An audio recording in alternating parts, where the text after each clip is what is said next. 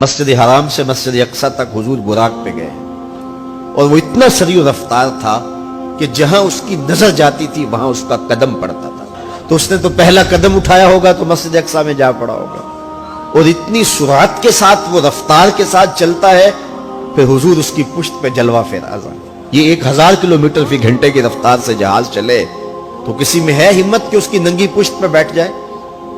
ہوا کی مزاحمت ہی گوارا نہ ہو، پڑخ چڑ جائیں، آگ لگ جائے. اور جو کروڑوں میل فی سیکنڈ کی رفتار سے جا رہا ہے اس کی ننگی پشت پہ بیٹھنے والے شاہ سوار کی عظمت کو سلام کرنے کو جی نہیں چاہ رہا.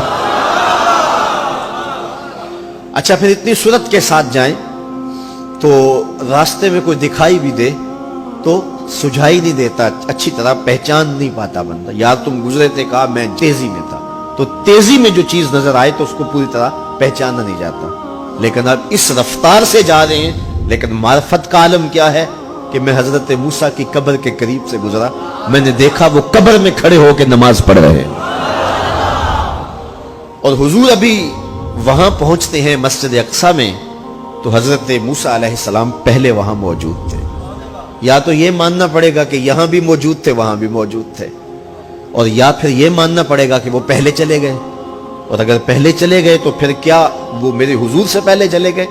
تو جواب آیا کہ نہیں، حضور علیہ السلام تو اپنی رفتار سے جا ہی نہیں رہے تھے.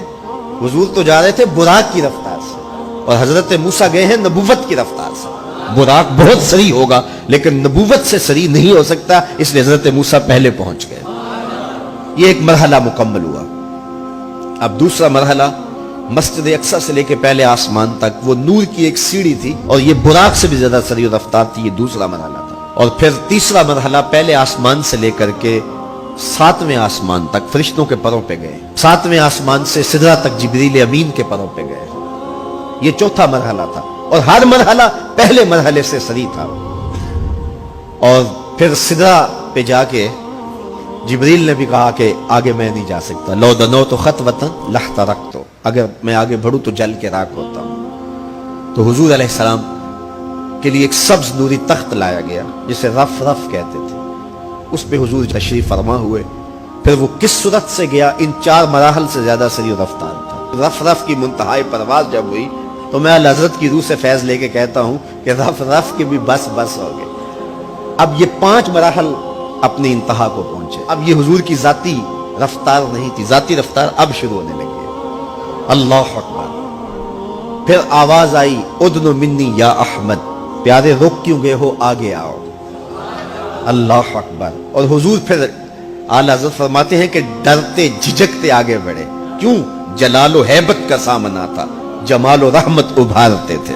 عبد تھے نا، معبود کے حضور حاضر ہو رہے تھے تو جلال و ہیبت کا سامنا تھا، جمال و رحمت ابھارتے تھے. آواز آئی محبوب آگے بڑھیے. حضور نے ایک قدم اٹھایا. اب پھر فاصلہ کتنا طے ہوا ایک قدم میں؟ مسجد حرام سے لے کے مسجد اقصی تک براق نے جتنا فاصلہ طے کیا، مسجد اقصی سے لے کر پہلے آسمان تک نور کی سیڑھی نے جتنا فاصلہ طے کیا، اور پہلے آسمان سے 7ویں آسمان تک، اور پھر وہاں سے سدرہ تک جبریل اور فرشتوں نے جو فاصلے طے کیے، پھر اس کے بعد رف رف جہاں تک گیا. ٹوٹل ان 5 مراحل میں جتنے فاصلے طے ہوئے، حضور کے ایک قدم اٹھنے سے اتنے فاصلے طے ہو گئے. اب یہ رفتار تھی میرے حضور کی. پھر ہر قدم میں اتنا فاصلہ طے ہوتا جتنا پیچھے ٹوٹل قدموں سمیت فاصلہ طے ہو چکا ہوتا. اب کوئی حساب کر کے تو دکھائے. اللہ اکبر. اور پھر آواز آتی گئی بڑھ محمد کریم و احمد، قریب آ سرور ممجد، نثار جاؤں وہ کیا ندا تھی، وہ کیا سما تھا، وہ کیا مزے تھے. 70,000 مرتبہ آواز آئی اور حضور کے قدم اٹھتے گئے. پھر کہاں تک پہنچے؟ کوئی حد ہے ان کے عروج کی، بالا غل اولابے. اور اس کو میرے رب نے سفر نہیں کہا یہ ابھی میرے نبی کی سیر ہے. کیا سمجھو گے میرے رسول کو؟ اس کی سیر اتنی سریع ہے کہ تمہاری عقلیں تھک گئی ہیں، اور اگر وہ سفر کرنے پہ آئے تو پھر عالم کیا ہوگا.